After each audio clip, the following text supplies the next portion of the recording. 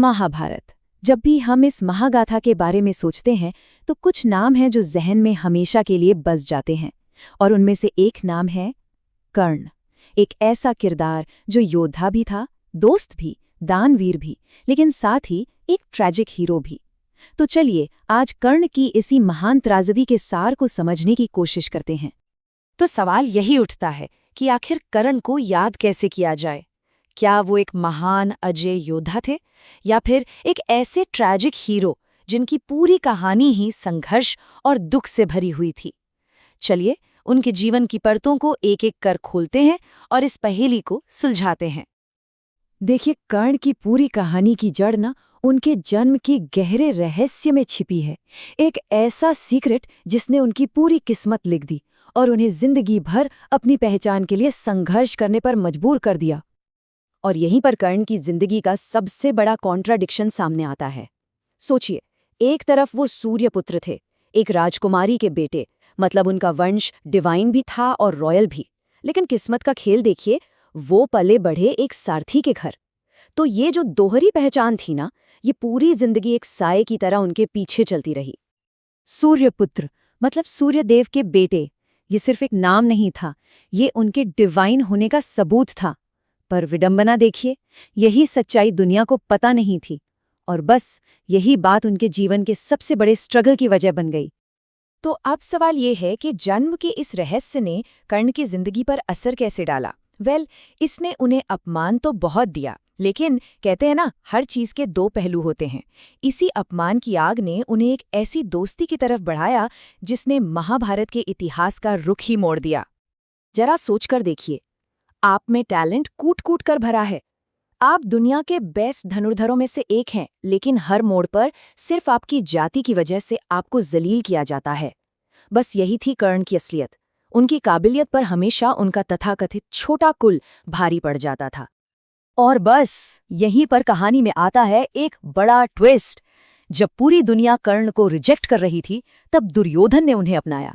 दुर्योधन ने कर्ण को वो इज्जत दी जिसके लिए वो हमेशा से तरसते थे, और इसी दोस्ती का कर्ज चुकाने के लिए कर्ण ने अपनी वफादारी से सब कुछ दांव पर लगा दिया, फिर चाहे इसके लिए उन्हें अधर्म के पक्ष में ही क्यों ना खड़ा होना पड़ा हो।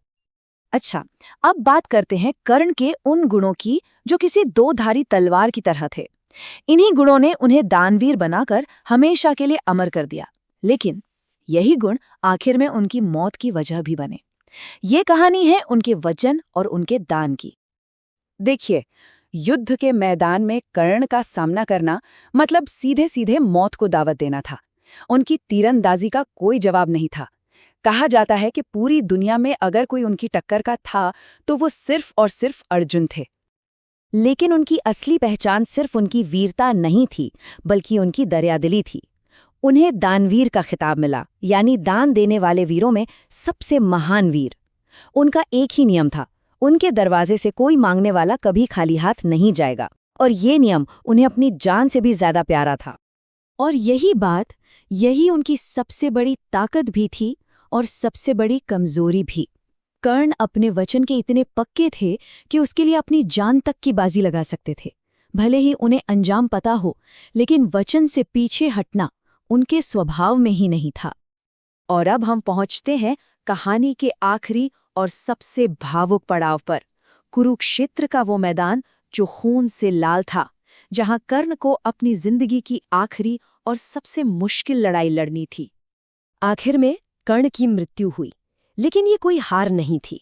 इसे वीर गति कहा जाता है, यानी एक योद्धा के लिए युद्ध के मैदान में मिलने वाली सबसे सम्मानजनक मौत। ये एक ऐसा अंत था जो कर्ण जैसे महान योद्धा के ही लायक था। ये एक लाइन कर्ण की पूरी जिंदगी का निचोड़ है। सदा धर्म और सम्मान के लिए संघर्ष करता रहा। उनकी पूरी लाइफ बस इसी एक लाइन में सिमट जाती है, चाहे उनका रास्ता कितना ही मुश्किलों भरा क्यों न रहा हो। तो आखिर में कर्ण थे कौन? वो सूर्यपुत्र थे, वो एक महान आर्चर थे, वो दानवीर थे, और अपनी नज़र में वो धर्म के रक्षक भी थे। सच तो ये है कि उनकी पहचान को किसी एक दायरे में बांधा ही नहीं जा सकता। तो कर्ण की कहानी हमें सिखाती क्या है? ये हमें एक बहुत बड़े सवाल के सामने लाकर खड़ा कर देती है। क्या किसी की महानता हालात तय करते हैं, या फिर वो फैसले जो वो इंसान खुद लेता है? किस्मत और कर्म के बीच की यही कशमकश, शायद यही कर्ण की असली विरासत है।